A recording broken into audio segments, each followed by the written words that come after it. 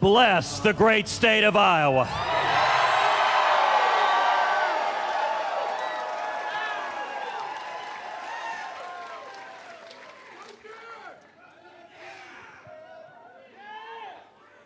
Let me first of all say, to God be the glory.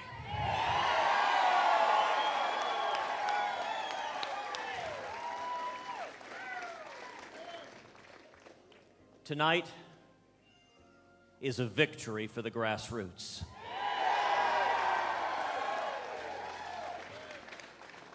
Tonight is a victory for courageous conservatives across Iowa and all across this great nation.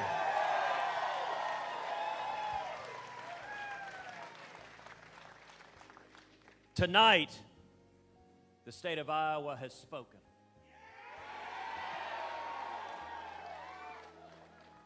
Iowa has sent notice that the Republican nominee and the next President of the United States will not be chosen by the media.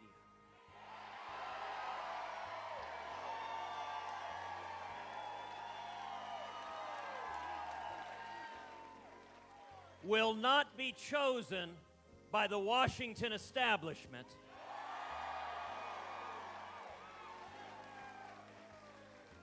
Will not be chosen by the lobbyists,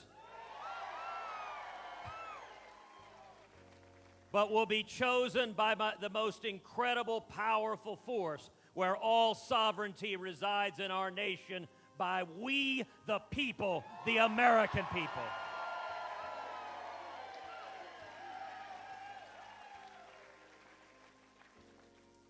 Tonight, thanks to the incredible hard work of everyone gathered here, of courageous conservatives across this state, we together earned the votes of 48,608 Iowans.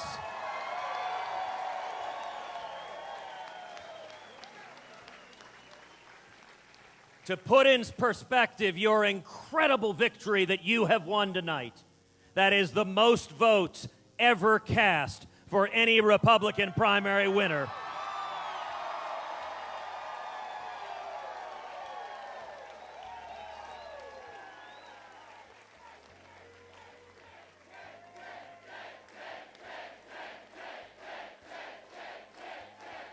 Tonight is a victory for millions of Americans who have shouldered the burden of 7 years of Washington deals run amok.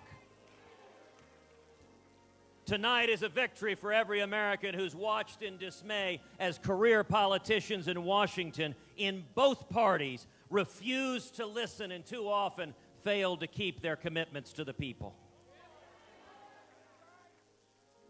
Tonight is a victory for every American who understands that after we survive 8 long years of the Obama presidency, that no one personality can right the wrongs done by Washington. The millions who understand that it is a commitment to the Constitution, to our shared insistence that we rise and return to a higher standard, the very standard that gave birth to the greatest nation that the world has ever known.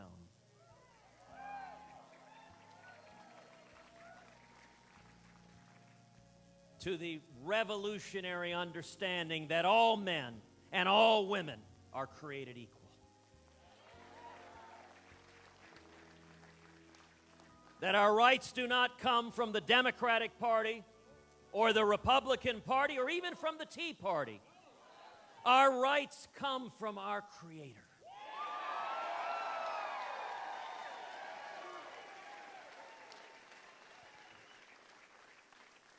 And the federal government's role, the federal government's responsibility is to defend those fundamental rights, to defend us. And while Americans will continue to suffer under a president who has set an agenda that is causing millions to hurt across this country, I want to remind you of the promise of Scripture. Weeping may endure for a night, but joy cometh in the morning.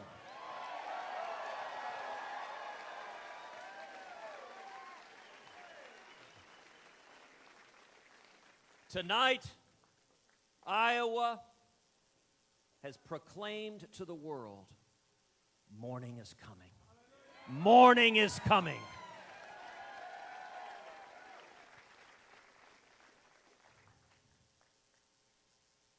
From day one, this campaign has been a movement.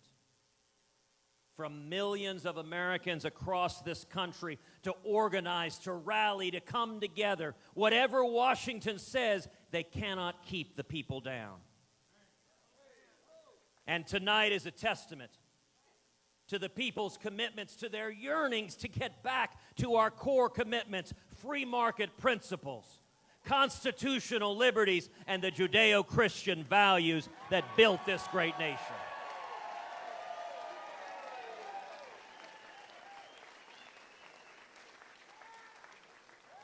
When the Washington lobbyists settled on other candidates in this race, when the media in one voice said a conservative cannot win,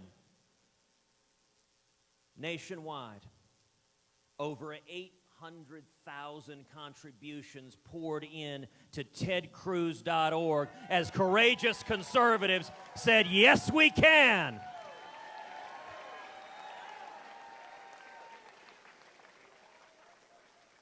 $800,000 contributions at tedcruz.org with an average contribution of $67.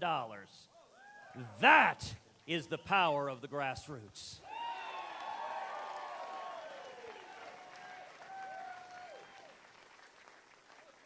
But it's more than that. It's 12,000 volunteers here in the state of Iowa.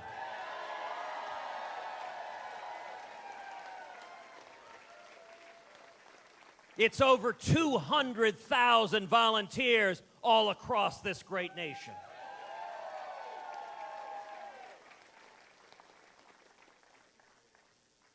You know, during the course of this campaign, people have asked Heidi and me, are you tired?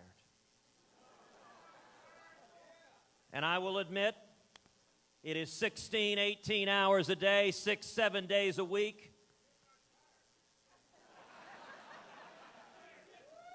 We are not tired at all.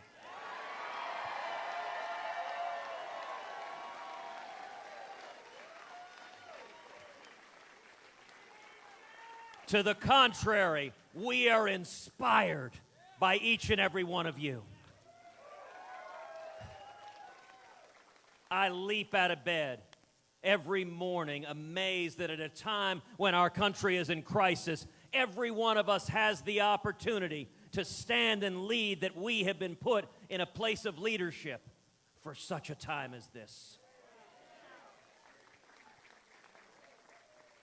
I'm inspired by the stories of heroism that I see every day.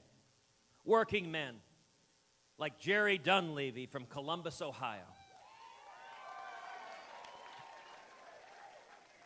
who requested an entire month off his job to come to Iowa to live at Camp Cruz and to volunteer full-time.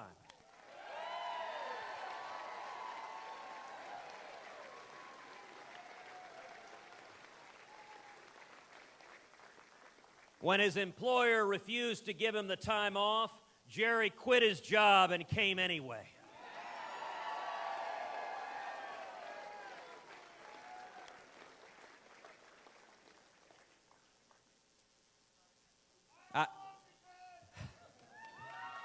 And I love the great state of Iowa.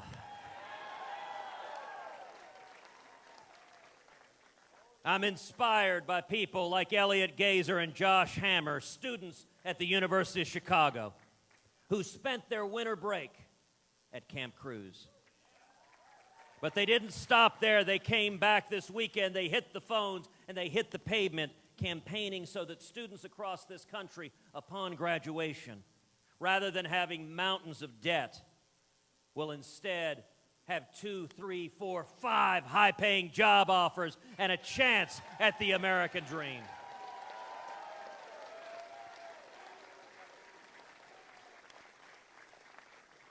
I'm inspired by people like Alexandra Ziegler, a 13-year-old girl from Lubbock, Texas, who yesterday at our campaign headquarters made 823 volunteer calls.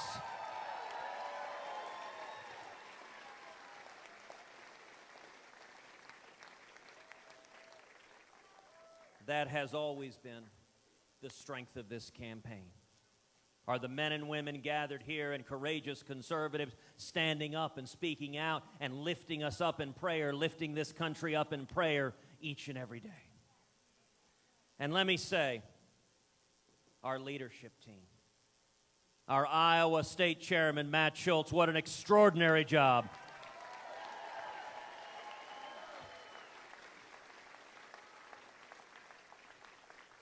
You have done organizing a grassroots army. And let me say to our Iowa State Director, Brian English, what an amazing job Brian has done.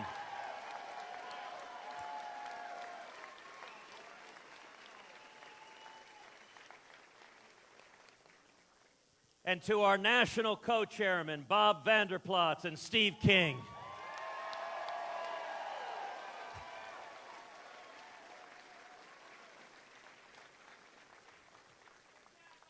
These men have become dear and trusted friends. They are warriors. They are men of principle. They stand and speak the truth. They stand to defend their values. And let me tell you, these leaders, day after day, week after week, have been crawling under broken glass with knives between their teeth.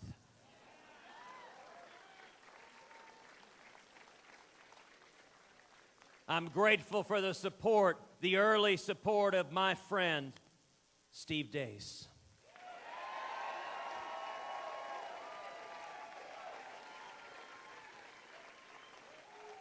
We're grateful for the over 150 pastors across the state of Iowa who joined our team to energize people of faith.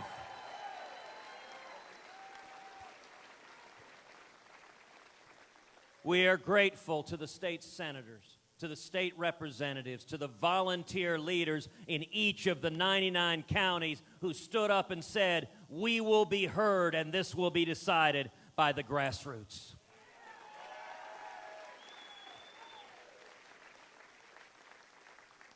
And then I am so grateful to national leaders, people like Dr. James Dobson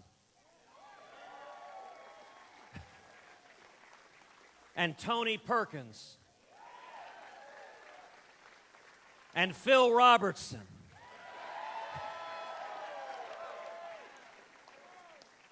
and Governor Rick Perry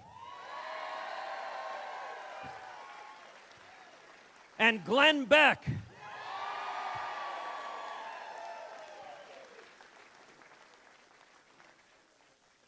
leaders who have stood and led, bringing together and coalescing conservatives here in Iowa and all across the country. You want to know what scares the Washington cartel?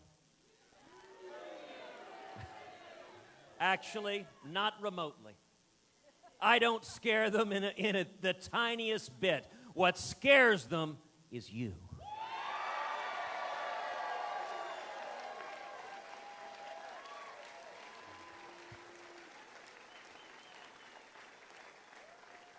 What scares them is that the old Reagan coalition is coming back together of conservatives.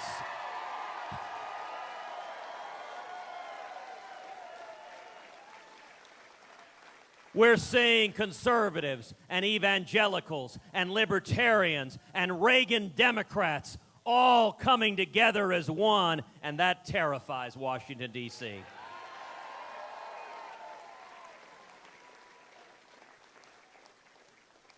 And so to the people of Iowa, Heidi and I say thank you for your incredible hospitality. Thank you for your love. Thank you for welcoming us into your homes, into your living rooms. Thank you for welcoming my father to preach from the pulpits of your churches.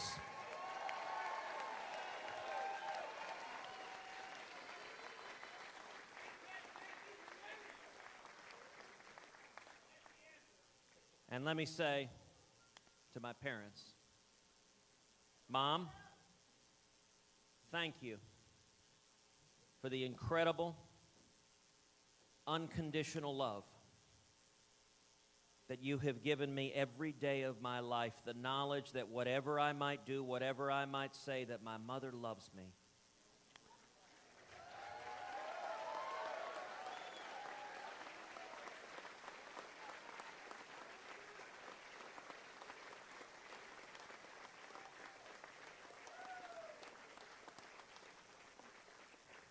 To my cousin Bibi, who is like a sister to me, we grew up together. I love you, Biebs.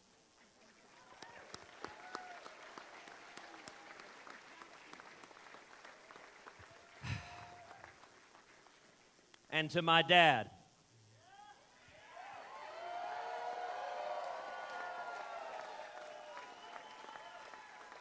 a man who came from Cuba at age 18 with nothing, with $100 in his underwear.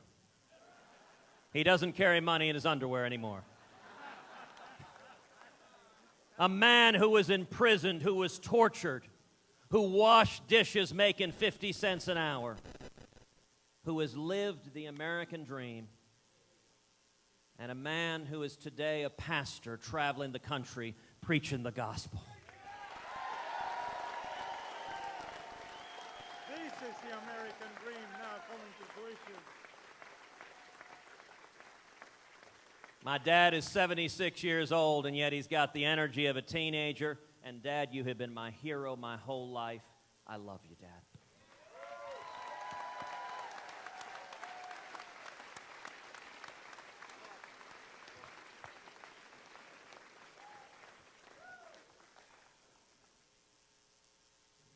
When the sun rises tomorrow, this campaign will take the next step.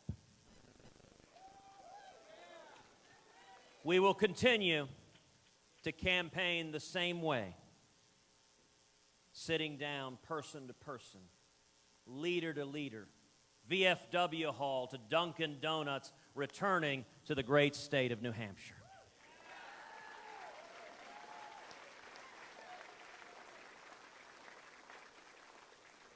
And let me speak for a minute to the men and women of the state of New Hampshire. 36 years ago, you welcomed to the Granite State a candidate running for president who was also deeply disliked by the Washington establishment and the Washington cartel. A candidate who had been dismissed outright by the media. Some polls had him 15 to 20 points behind. But you refused to let the establishment and the cartel and the media do your thinking for you. You refused to let them tell you how to vote. You wanted a candidate who didn't adopt his positions because of the latest opinion polls, but instead because of a deep and underlying conservative philosophy that grounded him so that he knew exactly what he believed, exactly what the principles were that built this great nation.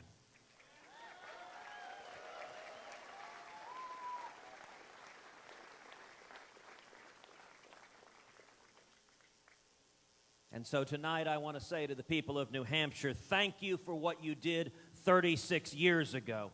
Thank you for giving America and the world, and yes, history itself, our 40th President of the United States, Ronald Wilson Reagan.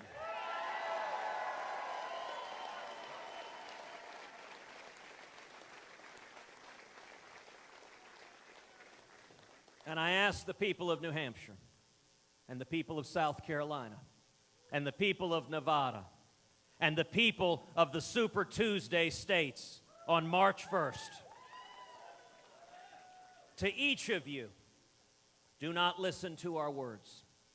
Do not listen to the rhetoric from campaigns, but rather hold each and every one of us accountable. Hold me accountable and hold every other candidate accountable to be a consistent conservative.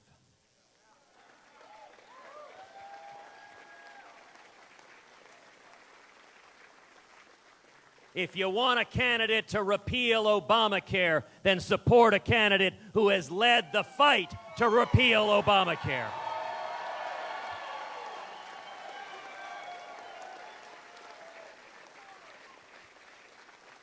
If you want a president to stop amnesty, to secure the borders and keep us safe, then support a candidate who has led the fight to stop amnesty, to secure the borders, and to keep us safe.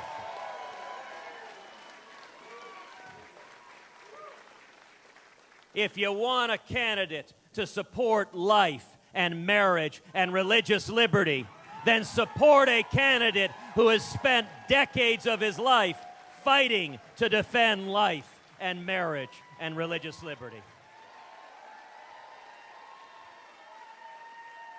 If you want a candidate to defend the Second Amendment right to keep and bear arms,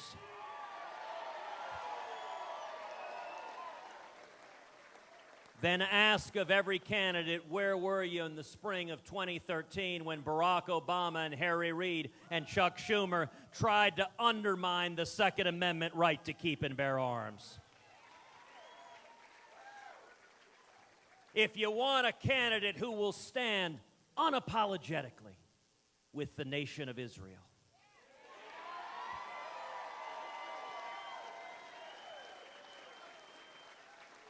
then support a candidate who has led the fight over and over again to stand by our friend and ally, the nation of Israel.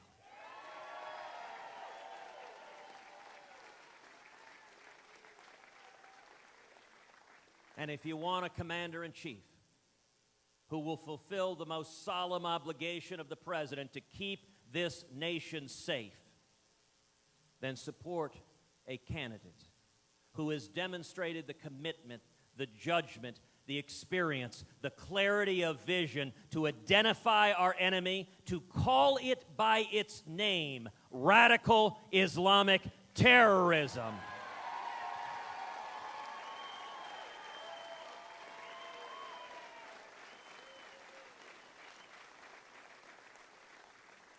And to utterly and completely defeat ISIS.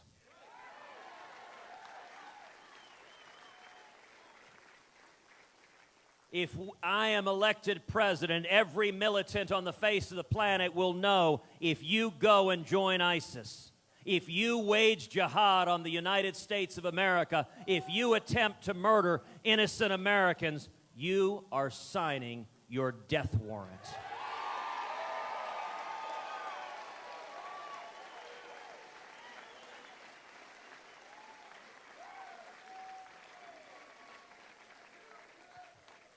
And I'll tell you this, if the other states across the country follow the lead of the good men and women of Iowa and support this campaign, then I tell you this July in Cleveland, you will hear these words spoken from the podium of the unified Republican convention. Tonight, I want to say to every member of the Democratic Party who believes in limited government, in personal opportunity, in the United States Constitution, and a safe and secure America, come home.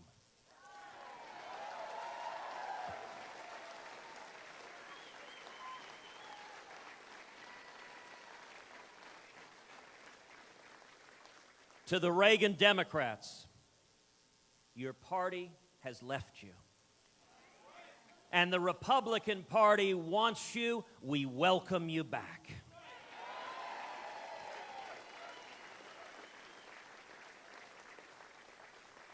Because together this year, Republicans and the Reagan Democrats can send an unmistakable message. The message of a Reagan-like landslide that once and for all will drive the liberal elites and the Washington cartel into the Potomac and out to sea, never to be seen again.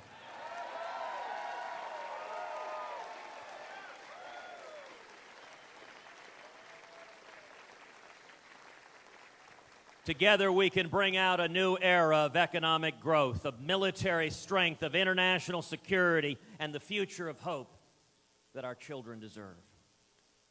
If we commit to do more than hope, if we aspire to govern by a higher standard, a standard that transcends political party and race and gender and income, and to everyone that is tired of a president that divides us daily on racial lines, on ethnic lines, on religious lines, on gender lines, on socioeconomic lines, we will have a president that once again seeks to bring us together and unite us on our shared values of who we are as Americans.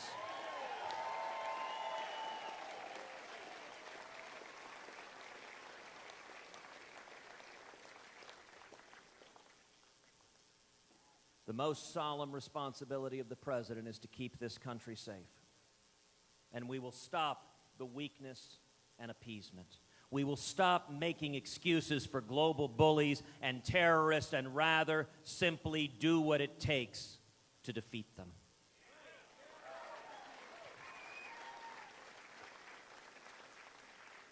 I give you my solemn promise. We will finally secure the borders and end sanctuary cities.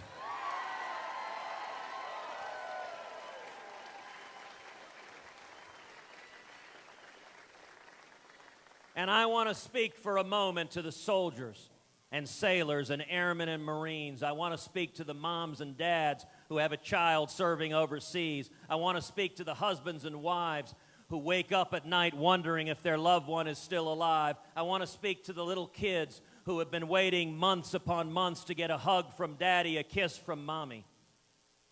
To all of our fighting men and women who have been sent into combat with their arms tied behind their back, with rules of engagement that are wrong, that are immoral, that will end in January 2017.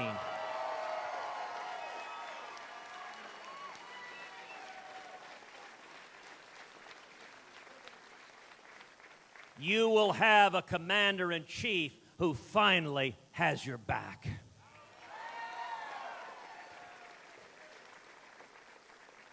And to the police officers and the firemen and the first responders, the heroes who rushed into burning buildings instead of out of burning buildings.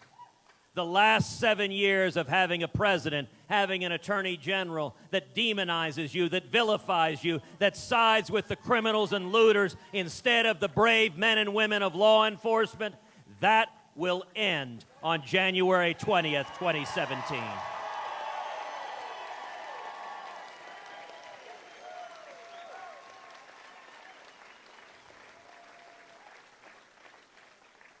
So tonight, the state of Iowa, the Democrats here, seem to be in a virtual tie between one candidate who admits he's a socialist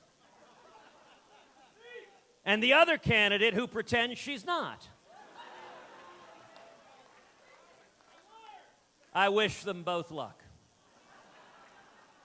But I will tell you this, as Margaret Thatcher observed, the problem with socialism is eventually you run out of other people's money.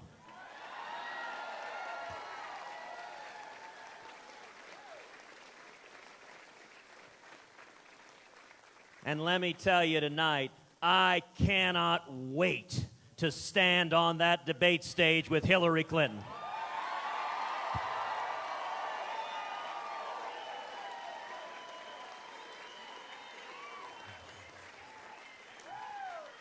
We will win by speaking the truth with a smile. The truth is the American people are fed up with Washington, with a corrupt class that enriches itself and leaves behind the working men and women of this country. The truth is the American people are fed up with a federal government that views the Bill of Rights and the Constitution as a rough draft, as an inconvenience, as something to be set aside, and we are ready to get back to the vision of the framers of protecting the unalienable rights given to each of us by our Creator.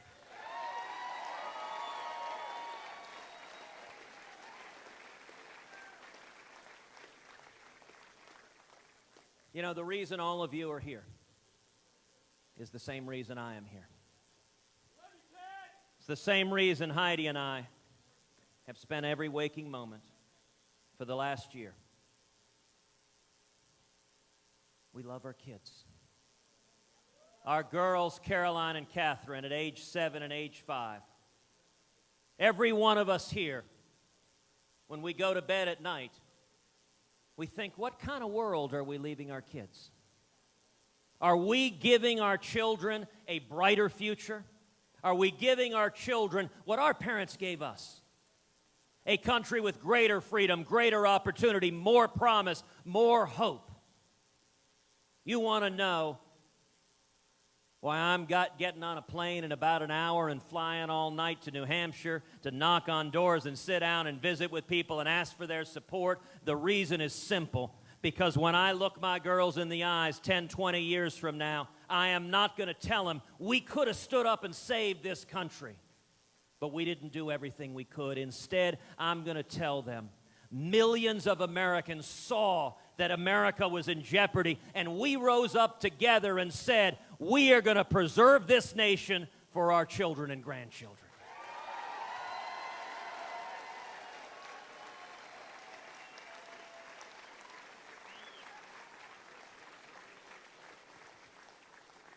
To those who supported other candidates in this race, the Republican Party is so blessed to have a bounty of talented, young, dynamic candidates, people who are friends, people who I like and respect. To those who supported other candidates, I will tell you, each of them, we welcome you as part of our team.